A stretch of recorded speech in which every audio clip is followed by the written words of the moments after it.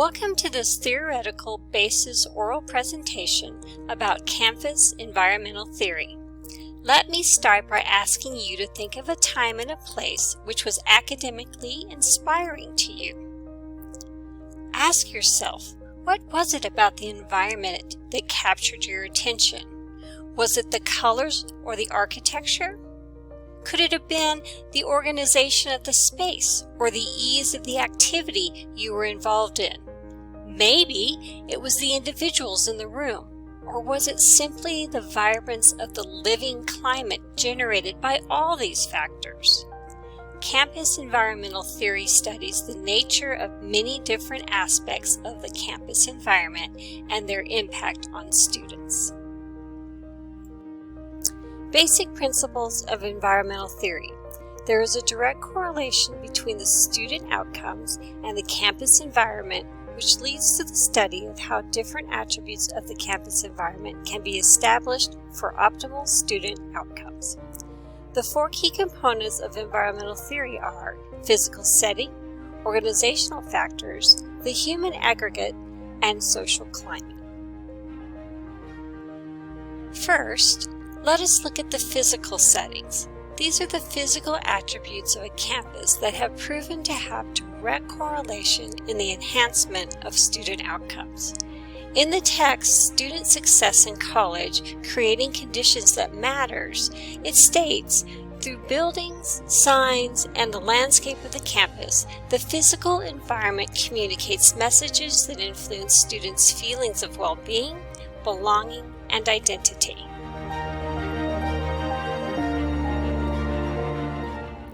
Campus locations are vastly different, and at some level all use their signature environments to envelop students. Campuses can leverage their physical spaces for long-lasting academic impressions on students. Campuses do this by creating student connectivity to the campus by using their striking physical spaces specifically for student use. Campuses often provide impressionable, natural environments that can be used to the students' full benefit. Intentionally engaging the natural assets of a campus, such as gathering places, campus residents, and community networking areas to enrich the educational experience in and out of the classroom. These spaces vary from the green natural vegetation of a center mall, where a student can hear several languages and interact with a variety of people from all aspects of life, to the neutrally colored, warmly lit library with its quiet spaces filled with helpful librarians ready to assist with their research. These physical settings make a lasting impression on students and are a vital part of the academic journey. Campus environment theory's next element is organizational factors, which are those background campus structures which only go noticed when they are either operating very well or very poorly, such as the admittance process being tedious or the honors program being engaging and vibrant. From the first moment a student engages with their campus, there are many structures, processes, and procedures which need to be understood. Those who build or initiate these elements need to be aware of how they either enhance or impede students. Organizational factors are the varied mechanisms within an institution which students participate in as they work toward achieving their goals. Although not as easy to describe as the physical environments, the organizational environments are vital to good student outcomes. Take, for instance, labor. Does the college seek to hire diverse people throughout its departments? In the instance of power structures, do these different entities work to build programs which enrich the student experience in a variety of ways? And finally, what is the voice of the college? Is it multi-layered and coming from several directions? Is it cohesive? Or is the campus communication somewhere in between? In our different roles, we may not think too much about how our organizational structures, procedures, and communications affect student outcomes. This oversight can often make or break a student's ability to achieve their goals, and clearly more thought is needed in the area of organizational factors. The human aggregate is the effect of those who populate the campus have on the environment. In a 1988 report by George Cole and Elizabeth Witt titled The Invisible Tapestry, Culture in American Colleges and University, it is noted, colleges and universities are social communities as well as educational institutions. Each have an effect on each other.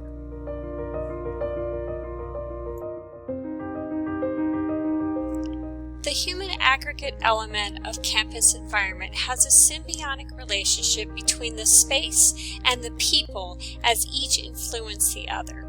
For instance, pictured below are three major subgroups from my campus. Some strong groups on our campus are the Honors Program, Christian Challenge, and huge is our Male Empowerment Network. These different groups and around 60 more provide leadership, activity, and influence the campus spaces, organization, and social focuses. Elements of the human aggregate are strong personality types, demographic characteristics, and both the student and faculty social focuses. Finally, social climate. Those relevant and responsive campus environments which provide students with a sense of community and identity based on their background. Providing campus environments that are inclusive and affirming. The social climate is enhanced in both the curricular and extracurricular settings of the campus environment. Students are engaged culturally on a personal level, given opportunities to learn about both their own and other cultures, participate in community-wide cultural events which validate the student's culture as well as others. In an article published in 2016 by Samuel Musis, Duan Zhang, and Mi Kim, titled Developing and Evaluating the Culturally Engaging Campus Environments, they listed 5 good social environmental indicators. Number 1, cultural familiarity refers to the college students' opportunities to physically connect with various institutional agents, which include faculty administrators, staff, and peers who have similar backgrounds and experiences as them. Number 2, culturally relevant knowledge emphasizes the importance of the opportunities for students to learn and exchange knowledge that is relative and relevant to their own cultural communities.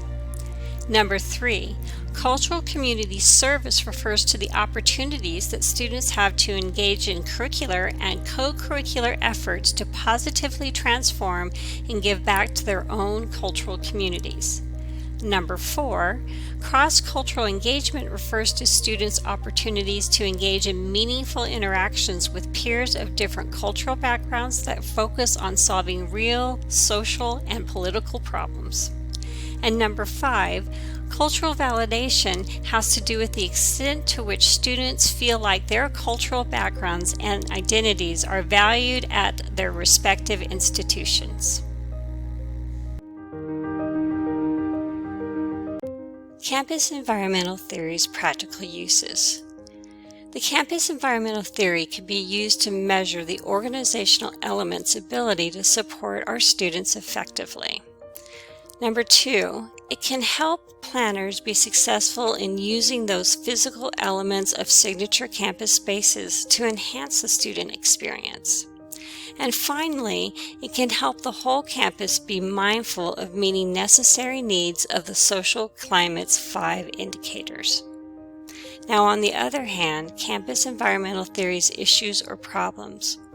First, academics and students' affairs historically deal with conflicting or miscommunications between them. One hand does not always know what the other hand is doing.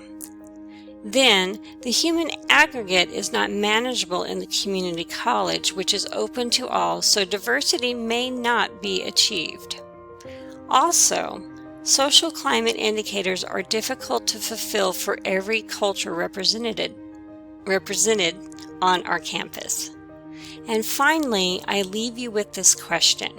In our institution's state of remote learning, are colleges focusing on maintaining the 4 elements of college environmental theory, the physical, organizational, human aggregate, and social elements of their college environments, or are we all just simply getting by? In conclusion, my personal feelings about campus environmental theory is it is a very interesting, intriguing, and multifaceted theory with many uses. It is a valuable tool for the student affairs leader to engage in its use as they develop people, programs, processes, and spaces. Taking account that each of the campus environmental elements of the physical, organizational, human aggregate, and social climate are all a part of building into strong student outcomes.